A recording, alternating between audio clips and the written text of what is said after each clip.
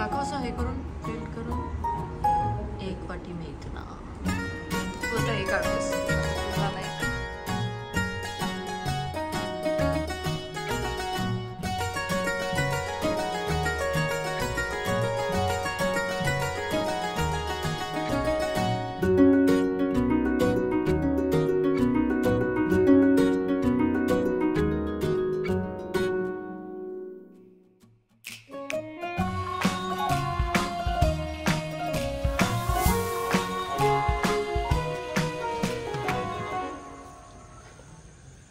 तर मंडळी आपली शाळा सुटली नावाची नवीन सिरीज आपल्या प्रोडक्शन हाऊसच्या अंडर जी बनतीये ती येणार आहे मडाई स्टुडिओज ह्या यूट्यूब चॅनलवरती. ते यूट्यूब चॅनलला सबस्क्राईब करायला विसरू नका. लवकरच ते धमाल मस्ती तुमच्या मुलांसाठी आम्ही काहीतरी घेऊन येतोय आणि त्याच निमित्ताने आम्ही विचार केला की शाळांसाठी आपल्याला काही करता येईल का. आणि मराठवाड्यात पूर आलेला होता तर आम्ही तिथल्या एका शाळेमध्ये जाऊन त्या शाळेसाठी आपल्याला काही करता येईल का यासाठी सगळ्या गोष्टींची पाहणी केली. कारण इथून सतत फोनवरती गोष्टी चालू होत्या पण प्रत्यक्षात जाऊन आपण गोष्टी बघितल्यानंतर आपल्याला प्रत्येक गोष्टीचा एक अंदाज येईल. कारण हा NGO आपला आहे. त्या सगळ्यामध्ये जे काही फंड येतात ते सगळे आपले सगळ्यांचे असतात त्यामुळे ते योग्य ठिकाणी युटिलाइज होऊ दे अशी आमची इच्छा होती. त्यामुळे मी आणि कुणाल आम्ही दोघांनीही ठरवलं की आपण तिथे जाऊया. प्रत्यक्ष जाऊन गोष्टी बघून प्रत्यक्ष त्या माणसांना भेटून त्या सगळ्यांना जे काही कामं पुढच्या जे काही आपलं गोष्टी आपल्याला करायच्या आहेत त्या सगळ्या गोष्टींचं आपण प्लॅनिंग करूया आणि परत येऊया. आणि मग थोड्या दिवसांनी आपण परत एकदा जाऊन मग त्या मुलांसोबत एक छान असा प्रोग्राम आपण करू.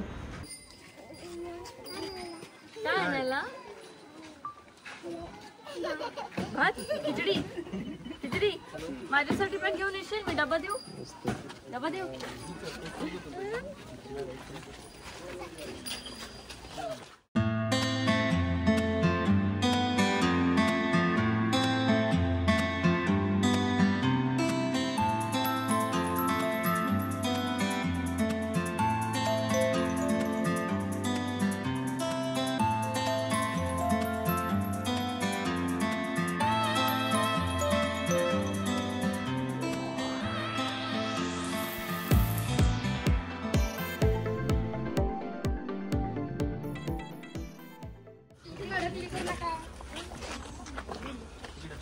शाळेचं जेवण बनवणार आहे. हो मावशी बाहेर. ठीक आहे ठीक आहे राहू दे.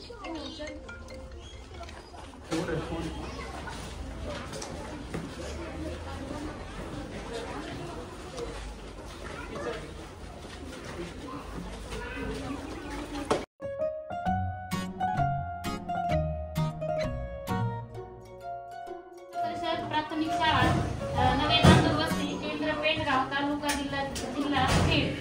आज आपल्या शाळेमध्ये आर्थस्नेक्स ग्लोबल फाउंडेशन फाउंडर तर्फे अंकिता प्रभू वालोकर मॅडम आपल्या शाळेत आलेले. प्रथम त्यांचे सर्वांनी जोरात एकदा टाळ्या वाजवून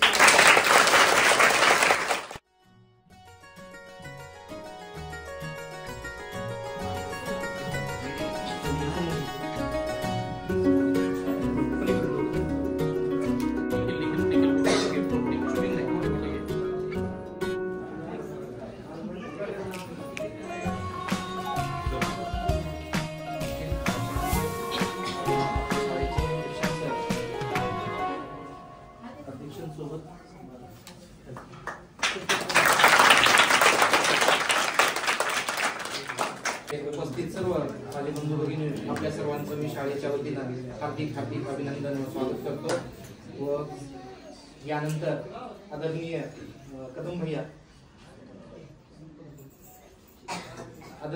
यांना मी विनंती करतो की आपण 4 शब्द आपलं करावे. आज आपल्या गावामध्ये आपण मराठी बिग बॉस मध्ये ज्यांना पाहिलं त्या अंकिता मॅडम ज्या ग्लोबल फाउंडेशनच्या ऑनर आहेत आणि ते अध्यक्ष आहेत. त्यांच्यासोबत त्यांचे मिस्टर. खरं तर आपल्या गावात जे पुराची परिस्थिती निर्माण झालेली होती, मागच्या महिन्यात जो पूर आलेला होता, त्यांनी आपले मित्र आमचे अमर सर यांच्या माध्यमातून ते आपल्या गावाचे व्हिडिओ, शाळेचं झालेलं नुकसान, विद्यार्थ्यांचं झालेलं नुकसान, शेतीचं झालेलं नुकसान हे पाहितलं. त्याच्यानंतर त्यांच्या मनात इच्छा व्यक्त झाली की आपण ह्या गावासाठी काहीतरी देणं गरजेचं आहे. त्या लेकरांच्या आपल्या दुःखात सामील होणे गरजेचं आहे. ह्या हेतूने त्या आज आपल्या गावात आलेल्या आहेत. ते आपल्याला काहीतरी देण्यासाठी आलात, आपण त्यांचा आदरातिथ्य सत्कार केला, तर आपलं एक प्राथमिक काम बनतं की आपण आलेल्या पाहुण्यांचं ते यथोचित सत्कार करणं, ते आपल्या दुःखात सामील व्हायसाठी आलेले आहेत आणि आपल्या विद्यार्थ्यांसाठी शाळेसाठी काहीतरी त्यांची एक तळमळ आहे. खरं तर ते आपल्यापासून कोसं दूर राहणारे व्यक्ती जेव्हा आपल्या दुःखात सामील होण्यासाठी येत आहे, हे खरं तर आपलं भाग्य आहे की ते काहीतरी आपल्याला त्यांच्यात इच्छा आहे की आम्ही ह्या गावासाठी या लेकरांसाठी काहीतरी करणार. खरं तर प्रथम नागरिक येणार त्याने मी आपलं दोघांचं आभार व्यक्त करतो की तुमची आमची काही ओळख नाही किंवा तुमची आमची काही सोयरीक नाही किंवा काही नाही, पण तुम्ही त्या सोशल नेटवर्कच्या माध्यमातून बघितल्याच्या नंतर आपण इथं आलात. खरंच हे तुमचं ऋण आम्ही कधी फेडू शकत नाही आणि कधी भरून काढणार नाही. जेव्हा तुमच्या भागात कधी संकट येईल किंवा यावा नाही अशी इच्छा व्यक्त करतो, पण आलं तरी आमच्याकडून काहीतरी आपण देण्याचा प्रयत्न करू. कारण की आपण जेव्हा दुसऱ्याच्या दुःखात जाऊ तर दुसरे आपल्या दुःखात येतील. आज ते आपल्या दुःखात आलेले तर खरंच तुमचं आम्ही कौतुक करतो आणि तुमचा आभार व्यक्त करतो आणि थांबतो.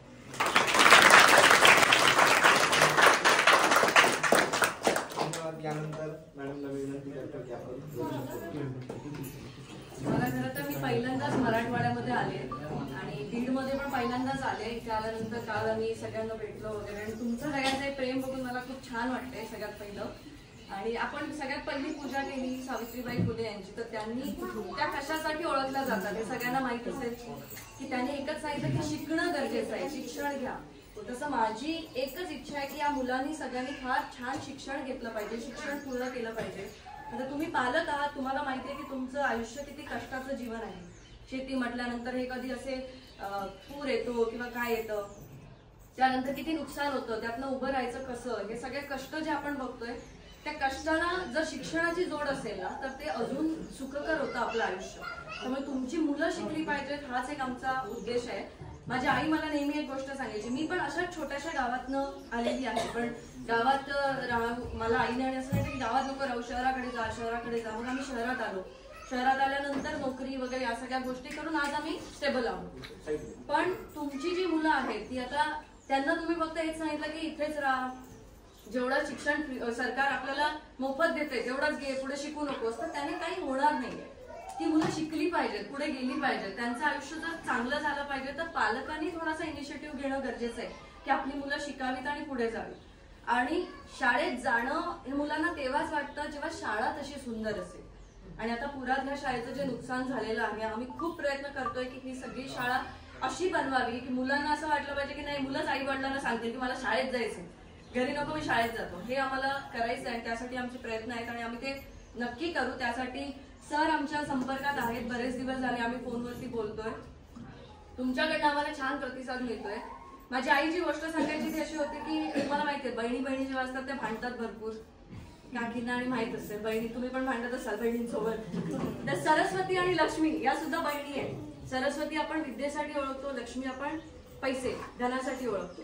पण या दोन्हींचा जर समतोल राखता आला तर आयुष्य खूप सुंदर होतं. म्हणून सतत एखादा माणूस जो पैशाच्या मागे धावतो त्याला काही सुख मिळतं असंही नाहीये, पण पैसा आणि विद्या या दोन्ही गोष्टींचा समतोल आपल्याला राखायचा आहे आणि त्या गोष्टीसाठी आम्ही धडपडतोय. आम्ही बऱ्याच मुलांसाठी काही अशा एज्युकेशन आणि एंटरटेनमेंटच्या सिरीज करतोय आमच्या प्रोडक्शन हाऊसच्या अंतर्गत, ज्याचं नाव आहे शाळा सुटली. पण ते शाळा सुटलीचा अर्थ असा नाहीये की म्हणजे मुलं जेव्हा शाळेत येतात तेव्हा त्यांना हे वाटतं की शाळा कधी सुटते, पण जे शाळा सोडून मोठे झालेले असतात त्यांना वाटतं की ते आयुष्य बरं होतं, शाळेत जायचो तर खिचडी तरी फ्री मध्ये मिळायची, खायचो, बरं राहायचो, टेन्शन नव्हतं संसाराचं कशाचं. पण हे मुलांना त्या वयात कळत नाही, तर त्यांना त्या सगळ्या आहे. आणि आम्ही नक्कीच ही शाळा अशी करू की पुढच्या वेळेला जेव्हा आम्ही येऊ, कारण आज आम्ही फक्त शाळेला भेट द्यायला आलोय, पुढच्या वेळेला जेव्हा आम्ही येऊ तेव्हा ही शाळा खूप सुंदर तुम्हाला दिसेल आणि तेव्हा मला हा सत्कार झालेला आवडेल. म्हणजे आज मला हे सगळं नको होतं, पण हे अनपेक्षित होतं आमच्यासाठी की तुम्ही सगळे एवढे जण आलाय आणि हे सगळं तुम्ही केलं. पण आपण खूप छान तेव्हा प्रोग्राम करू. आज जशी मुलं साड्या वगैरे नेसून आलेत तसं तेव्हा मला बघायचंय की ही शाळा एक सुंदर बनली आहे, मुलं छान साड्या नेसून आलेत आणि आपण काहीतरी एक छान प्रोग्राम तेव्हा करू. तेव्हा मला या वस्तीवरच्या सगळ्यांचा सहभाग आणि ऑफकोर्स सरपंच या तुम्हा सगळ्यांचा सहभाग मला तेव्हा हवाय. त्यामुळे आज आपण आलात आणि आमच्याशी आमचा एवढा सत्कार केला त्याबद्दल खरंच धन्यवाद. थँक्यू. धन्यवाद, आभारी आहोत. त्यानंतर सरांनी बोला सर. सर्व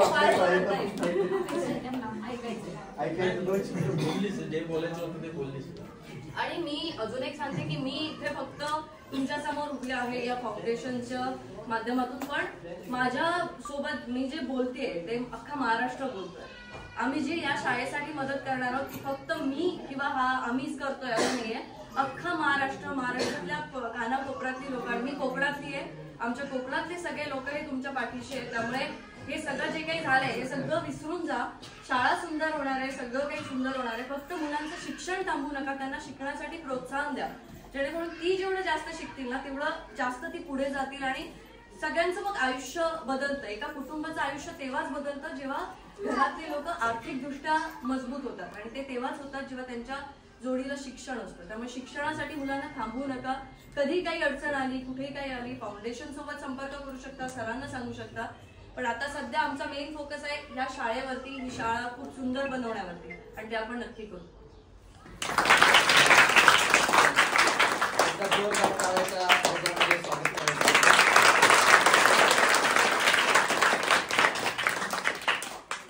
धन्यवाद. अगदी ग्रामीण भागातल्या विद्यार्थ्यांची आणि शहरातल्या विद्यार्थ्यांची कुठेतरी स्पर्धा होत नाही, परंतु इथं जर आम्हाला भौतिक सुविधा आणि डिजिटल लर्निंग स्कूलच्या माध्यमातून शिक्षण जर माध्यम मिळालं, जसं की तुमच्याकडे मुंबईचा जो कॉन्व्हेंटचा विद्यार्थी आणि आमचा ग्रामीण भागातला वाडी वस्ती तांड्यावर जो शिक्षण घेणारा विद्यार्थी आहे, ती जी तफावत आहे, ती जी दूरी आहे, तर ही कुठेतरी भरून निघेल. ह्या ज्या टीचिंग एड्स आहेत, ज्या एज्युकेशनल किट्स आहेत, मोठमोठे जे शैक्षणिक साधनं आहेत कॉन्व्हेंटच्या सीबीएसई पॅटर्नच्या विद्यार्थ्यांना मिळत आहेत, त्या गोरगरीब विद्यार्थ्यांना आमच्याकडे मिळत नाही, तशा सुविधा उपलब्ध होत नाहीत. जसं की संगणक लॅब आहे, टीव्ही वगैरे आमचं खराब झालेलं आहे, श्वास होतोय, तर हे कुठेतरी तुमच्या माध्यमातून आमचं दुरुस्त होत आहे. यामुळे आम्ही खूप खूप आपले आभारी आहोत आणि आपल्या फाउंडेशनच्या सुद्धा आम्ही खूप आभारी आहोत. आणि आपण मदत करताय या माध्यमातून, एनजीओच्या माध्यमातून, हा याचं कार्य भविष्यात आम्ही अशा शुभेच्छा देतो की म्हणून अशी प्रार्थना करू, ईश्वर प्रार्थना, की संपूर्ण भारत देशामध्ये आपले एनजीओचं काम पोहोचावं आणि आपले इतके हात मजबूत व्हावे आपण खूप मोठ्या स्वरूपामध्ये आपले एनजीओ हे उभं राहील आणि संपूर्ण भारत, महाराष्ट्रातच नाही तर संपूर्ण भारत देशामध्ये आपले एनजीओचं काम पुढे चालू राहील. अशा शुभेच्छा व सदिच्छा आमच्या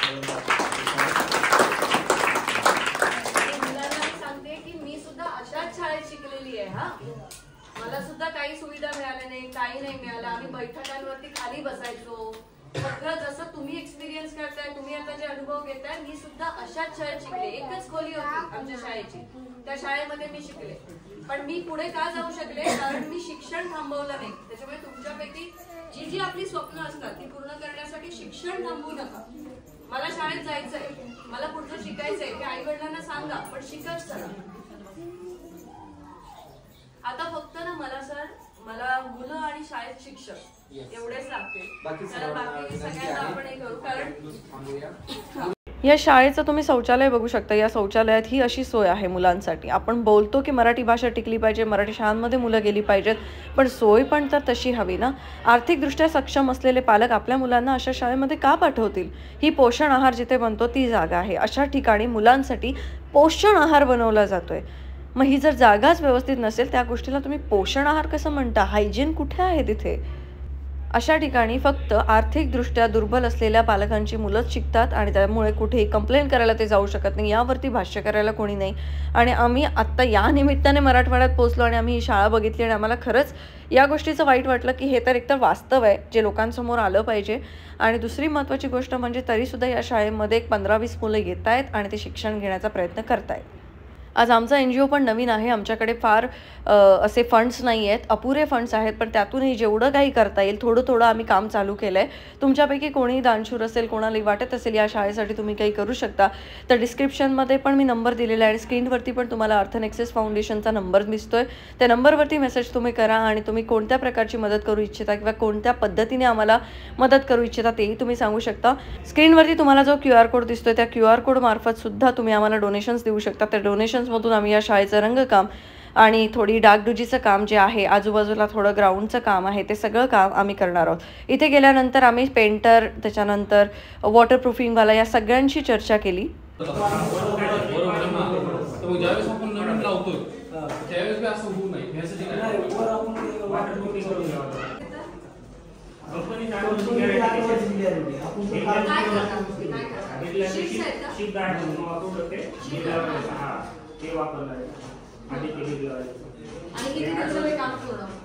याला 8 दिवस लागतील 6 नाही पण आता हा हॉल पेंट करायचा हे तुम्ही परत त्याच्यावरती हे करून पहिले कलर मारला आणि मग चित्र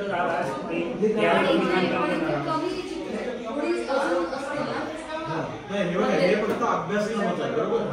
तर माझं म्हणणं काय होतं वरती वगैरे ना थोडं कलरफुल होतं बाकी व्यवस्थित पाहिजे आहे तसंच राहू द्या.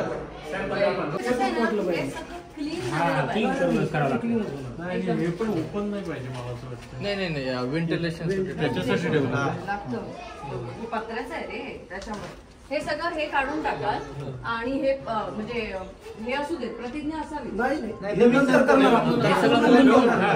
परत लिहिणार आपण. पण म्हणजे मी हे म्हणते की हे जे खाली दिसतंय ना हे रिकामं नको सगळीकडे काही ना काहीतरी हवं आणि हे आपल्याला हे भरून घ्यायचं आहे.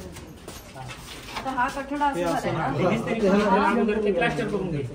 हा हे प्लास्टर करून झालं कोरा सिमेंटच करायला सगळ्या गोष्टी कोरा सिमेंट ना कोरा सिमेंट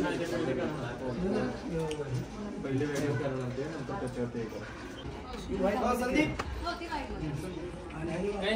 ऑइल पेंट मारता का कसं मारता वॉटर बेस केलं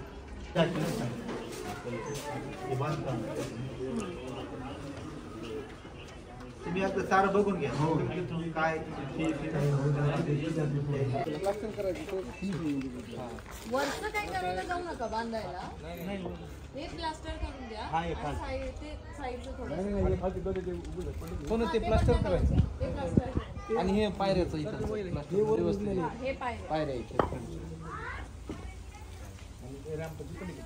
आणि मग ते मुलं आपल्याकडं येत नाहीत कारण इथं कुठली सुविधा नसल्यामुळं आणि ज्यांच्याकडे पैसे नाही जे गरीब आहेत रिक्षा चालकाचे शेतकरी यांची जी मुलं आहेत ते मुलं आपल्याकडेच येतात मग त्यांना पर्याय नाही आमच्याकडे ज्या सुविधा उपलब्ध आहेत त्याच्यातूनही आम्ही त्यांना चांगलं शिक्षण देण्याचा प्रयत्न करतो. 2004 ला मॅडम मी त्या शाळेवर गेले त्यावेळेस त्या शाळेची पटसंख्या 20 होती. आज त्या शाळेची संख्या 110 आहे. आमच्याच केंद्रातली शाळा आहे आणि मला केंद्र सोडून जायचं नव्हतं. ज्यावेळेस मी शाळा टाकली त्यावेळेस माझ्या खूप मैत्रिणी मला इतक्या मोठ्या शाळेत काम केलं हे तर मी म्हणलं जे आयत आहे तिथं तर कुणीही विकास करेल पण जिथं काहीच नाही तिथं मला करायचंय म्हणून ह्या शाळेची मी निवड केली. मी करू आपण छान काहीतरी करू जेव्हा हे पेंटिंग वगैरे करतील ना तेव्हा हे जे अनावश्यक खिळे वगैरे आहेत ना हे सगळे काढून घ्या त्याची काही गरज नाही ही टाका त्याच्यातच पाणी डायरेक्ट पण आहे का आता त्याच्यात पाणी नाही नळ तुटले पाणी कुठून येतं मग कनेक्शन आहे ते पण तुटले पाईपलाईन होती ते घ्यायचं आपल्याला आपण सध्या मुलांना पिण्यासाठी हेच पाणी मग काय करतो आम्ही हापशाचं इथं असं टाकी स्टोरेज करून ठेवतो आणि मग ग्लासने घेऊन जातो.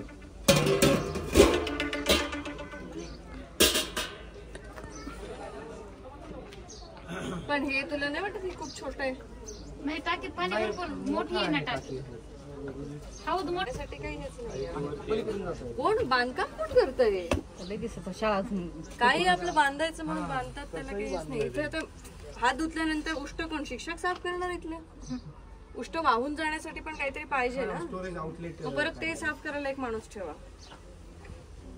थोडा तरी मोठा बांधून असा हे स्पेस पाहिजे होती इथे हात धुताना अंगावर पण उडणार स्लोपच नाहीये त्याला काय स्टोरेज पण ती टाकी व्यवस्थित त्याला हातमध्ये हे करावं लागणार ती अशीच पाणी पिण्यासाठी जर वापरताय आपण एक सिंटॅक्स ठेवू शकतो. हा तेच आता जी ती शाळा जी तुम्ही दाखवली त्या शाळेत वरती टाकी होती वर टाकी आहे पांढरी टाकी टाकी ठेवली आणि हे आहे तसंच हे करायचं आणि खाली आपल्याला एक छोटस बेसिन वगैरे बसवून आपण ते करू शकतो वेगळं एकच पॉइंट काढायचं आणि बेसिन ठेवायचं.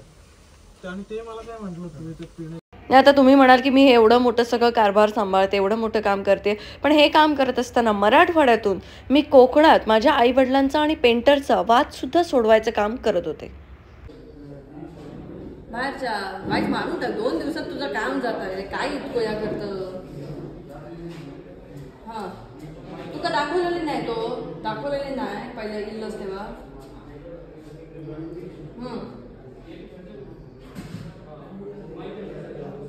हा नाही बुकिंग रूम पहिलेच कर पण काय करून घे बाहेरचं हा चला थोडे लाईट कर या बाहेरचं करून घे जास्त या करू नको पुढची कामं करूची असत अजून मग बघलं माझं दुकान बाजू केलंय का जेव्हा येतं गेट मधून आत गेल्यानंतर डाव्या बाजू बांधकाम केलं तर काय त्याचं सगळं काम करूचं असं त्याच्या पुढचा पण करूचा तर सगळं तुकाच देत आता माझा असा या माझा नाही असा या लोकाशीचा हा माझा असा त्याच्यामुळे तर कर हा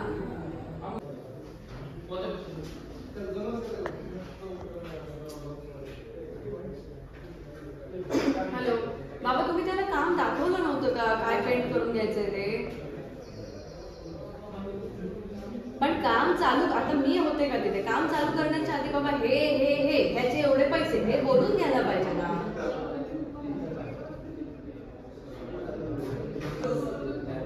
हा ठीक आहे आता भांडू नका मी काय म्हणते बाहेर ना ते घर नाही रंगवायचंय का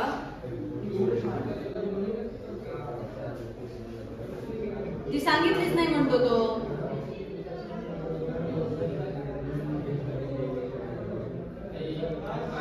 आणि हे तुम्ही मला सांगितलं का तुम्ही मला काय सांगितलं पेंटरला सांग काम चालू कर पेंटरला सांग काम चालू कर मी त्याला सांगितलं काम चालू कर हा मग ऐक आता बोला सांग तुम्ही काय ते बोला आता तो सांगतो मला बाहेरचं सांगितलं नव्हतं मी फक्त रूमचेच पैसे सांगितले म्हणून तो सांगतो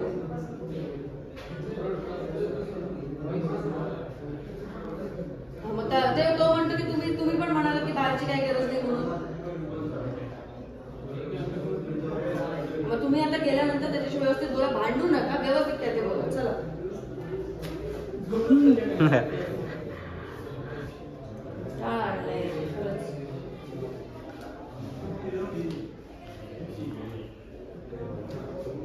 जाऊन घेतलं कोणी तुका सांगितलं की फक्त रूमच करूचे असं म्हणा पण आहे माका ते सांगतात की त्या घर असं ना त्याची दोन बाजू रंगवचे असतात पुढची आणि या हा ते दोन बाजू हा ते दोनच बाजू दर्शनी जे दिसतात ते दोनच बाजू रंगवचे असतात असा तसंच कलर मारून जाऊ हा आणि इकडचं जो काय वरंडो सांगितलं तो मेन पण इकडची भिंत नाही बा खराब जाऊ का म्हणजे जरी तुमचं त्या दुसऱ्या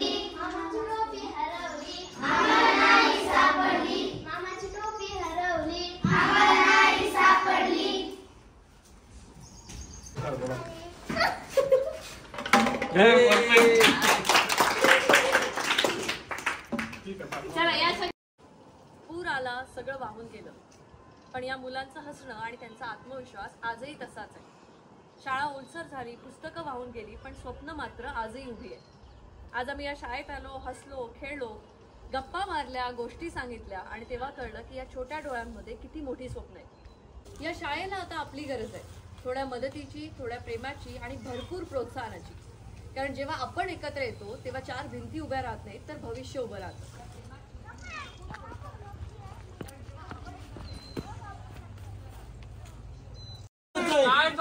हे असेल ना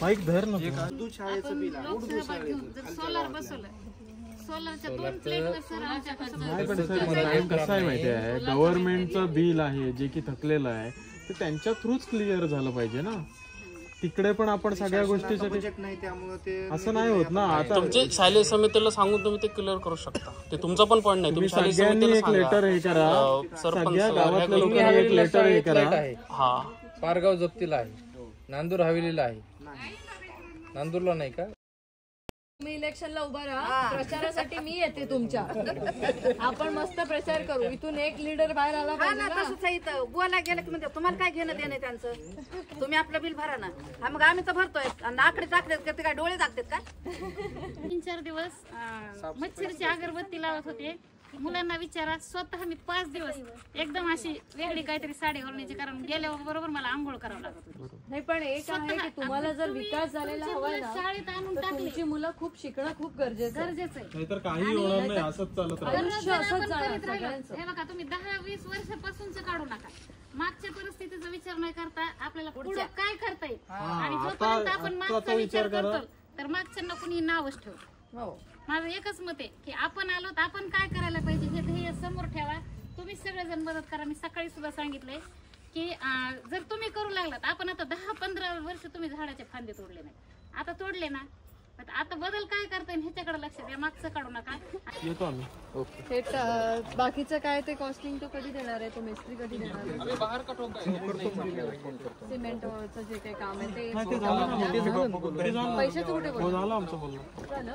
आणि ते लोखंडाचं हे वालं ते फक्त नाही झालं. हा तो कारण लोखंडी दरवाजा बसूनच आपला बेनिफिट नाही होणार, खराब होणार तो. परत टॉयलेट बाथरूमला आपल्याला प्लास्टिक आतमध्ये इथलं ठीक आहे, बाहेरचे हा बाहेरचे आहेत ते बाहेरचे दरवाजे ते दुरुस्त करण्याचं, आतमधीतले दोन्ही दरवाजे आणि टॉयलेटची साफसफाई ह्या गोष्टीबद्दल बोलणं नाही झालं. टॉयलेट व्यवस्थित साफ करणं नाही ते घेऊ आपण, स्वयंसेवक लावून करून घेऊ. हा मग ते त्या सगळ्या गोष्टीचं बघा. पण प्लंबर लागेलच ना तिथे, आणि नळ कनेक्शनचं बघायला लागेल आपल्याला. ठीक आहे, प्लंबरच राहिले फक्त. नाही तो मिस्त्री करून देईल, प्लंबरची नाही करत. मग ते जे काही आहे ते तेवढंच कोटेशन काढायला. त्याच्याबद्दल बघा, आम्ही तुम्हाला डिटेलमध्ये सगळ्या गोष्टी सांगतो, आपण फोनवर बोलूया. बरं बघितलं त्याच्यामुळे आयडिया. तुम्ही लक्ष घेऊन त्याचं कोटेशन काढून हे करून पाठवा, मग आम्ही यांना पाठवू. हे आहेतच ते काय बघतील. फक्त एवढंच असं नको व्हायला की उगीच काहीतरी कोणी जास्त देते. आम्ही स्वतः लक्ष घालून लक्ष देऊत ना. आपलं स्वतःच आहे समजून सुट्ट्या कमी जरी करून असल्या द्या. तरी आम्ही येऊ. जेव्हा जेव्हा काम सुरू असेल तेव्हा आज ते पेंटर वगैरे सोबत आम्ही घेतो बोलून आणि फायनल करतो, मग बघूया कसं काय करता येईल. थोडं समाजाला जागृत करून आधी सगळं घ्यावं लागतं. इथलचं जे कारण जे साफसफाईसाठी कामाला जो आहे तो यांचा स्थानिकचा सहभाग आपण ज्या घेतो. कामाला समजा सकाळी जेवढे बाहेरच्या लोकांना पालक आले 500 रुपये आजपर्यंत कधी द्यायचे, शाळेत तर ह्यांनी असे आले 1-2 तास दिले तर काय कधीच बिघडलं लोक आहे आजपर्यंत की नाही? 2001 ला शाळा स्थापना झालेली आहे. एवढे लोक आजपर्यंत शाळेत कधी आले आम्ही किती दिवस बोलवलं, पण म्हणले आम्ही जर शाळेत आलो तर आमची चूल पेटत नाही, आमचा रोजगार बुडतो म्हणतात. आणि मुलांच्या शिक्षणाच्या बाबतीत सुद्धा एवढं जागरूक नाही. आपण आल्यामुळे आपल्या फाउंडेशनच्या माध्यमातून जेवढं हा बदल होतोय त्यामुळं सर्व हे क्रांती घडून येते. त्याच्यामुळे ते महाग पडत. आणि मॅडम 10 ते 12 किलोमीटर जिल्ह्यापासून शाळा आहे. खूप शहराच्या जवळची शाळा आहे. फाट्यापासून अर्धाच किलोमीटर आहे. तरी त्याच्यापेक्षा सुद्धा एवढे वाडी दुर्लक्षित वस्ती तांड्यावर कितीतरी चांगल्या शाळा आहेत. पण हे कसं माहितीये का, म्हणजे लक्ष पालकांचं मेन सांगू का, जेव्हा आपलं मूल शिकावं असं जेव्हा पालकाला वाटतं त्याच वेळेस शाळेची प्रगती. गेला काय, आला काय, शिकला काय, नाही शिकला काय, कापूस वेचायला 8-8 दिवस यांच्याकडे पण यांचा पाठ. माझं म्हणणं एकच आहे की आपण कोणाला दोष देण्यापेक्षा किंवा कोणी काय केलंय नाही केलंय कसं केलंय हे बघण्यापेक्षा, कारण आपल्याला माहिती आहे की सगळी कामं कशी चालतात, सगळीकडे भ्रष्टाचार चालतो, पण या मुलांकडे बघून आपण या शाळेसाठी काहीतरी करणं खूप गरजेचं आहे. रोटी सगळ्यांनी 7 1 2 3 4 प्रॉपर ना 10 रोटी पहिल्या, बाद में रिपीट करते. काय काय बस ठेचा घेऊन या आठवड्याने.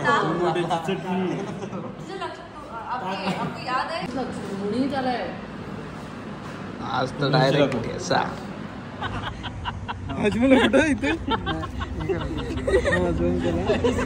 तुम्हाला हाजमोला इकडं मिळालं म्हणून तुम्हाला गेवराईच्या पुढे हा एक आहे इथे भेट शाळगडच्या ताजमहल ना इथं हाजमोला आणून दे सांगतोय. मग इथं दिसेल ना तो आलाय ते असंच लिफ्ट काय पण चल जाऊया. चला चल ओके. चला बाई येतात ते परवा. ये रे आदित्य. 2 वर्ष थांबायला सांग. मी थांबतो, मी 2-3 वर्ष थांबतो. म्हणजे आम्ही सौरभ नंतर हा बघितला. सौरभ आता आमच्यासारखा चॅप्टर झाला आमच्यासोबत होईल. आपण पहिले सौरभ असा शांत होता, एकदम सौरभ सेम होता, आम्हाला शांत एकदम होता, असाच भेटलेला असा. आता ताई मला नाही माहिती बाईक कुठे आहे मला माहिती. चला बाय बाय, भेटू परवा. सौरभ बाय.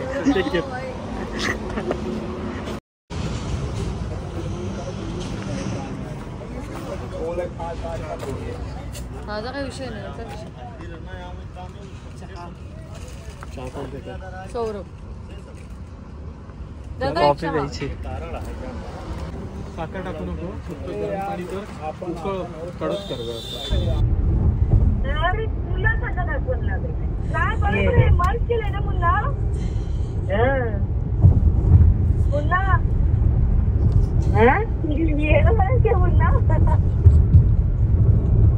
तर अशी धमाल मस्ती करत आम्ही परतीचा प्रवास केला, कारण एकतर समृद्धी महामार्गावरनं यायचं होतं. वहिनीचा फोन आला होता आणि कुणालने मस्त आईचा आलेला फोन, दोघांचे फोन मर्ज केले आणि कुणाल शांत बसला. मग ते दोघं कन्फ्यूज झाले की हे असं कसं झालं, काय क्रॉस कनेक्शन लागले, अचानक आवाज कसे येत आहेत. आणि असा टाईमपास करत करत आम्ही पोचलो. रात्री जवळपास 11 वाजता जवळपास आम्ही पोचलो, कारण आम्ही निघालो होतो 4 वाजता बेडहून. तर हा होता आजचा दिवस आणि आपण परत त्याच गावात जाणार आहोत, त्याच शाळेत जाणार आहोत, त्याच मुलांसोबत आपण छान गप्पा मारणार आहोत आणि हो त्यांची शाळासुद्धा आपण नीट करून देणार आहोत. फंड्स आपल्याला अपुरे पडत आहेत, त्यामुळे तुमच्यापैकी कोणीही काही डोनेशन देऊ इच्छित असेल तर प्लीज आमच्या NGOला कॉन्टॅक्ट करू शकता आणि आपण सगळ्यांनी मिळून ती शाळा खूप सुंदर बनवूया. Thank you. See you in next blog. iPhone 17 Pro Max 2TB 2TB नको, चल 1TB ठीक आहे. ओ iPhone 17 Pro Max बरं झालं. iPhone 17 Pro Max 1TB हात बीत दाबायला 2TB शिवाय ऐकणार ना.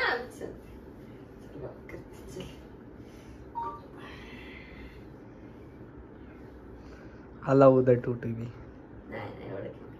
मी असं टाइमपास करते, आम्ही कधीही जाऊन घेऊ शकतो, पण माझ्या अंगात मस्ती की मी जात नाहीये आणि माझा फोन मी खाली करत नाहीये. पण ते तो मला 4-5 वेळा बोलून झाला की चल आता जाऊन घेऊया, चल आता जाऊया, पण मलाच वेळ मिळत नाहीये माझ्याच कामांमुळे, माझ्याच शूट्समुळे. पण आपण जाऊया धनत्रयोदशीला जाऊन घेऊया.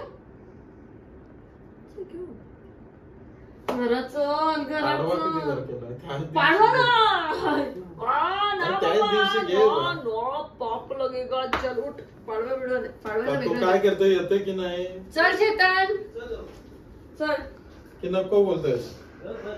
काय करत कुठे पोरीला भेटायला जायचं असतं तेव्हा ठेव. दादा डे एंड कर. चल दादा एंड कर. सौरभची स्टोरी सांगून एंड कर. असं काय करतोस?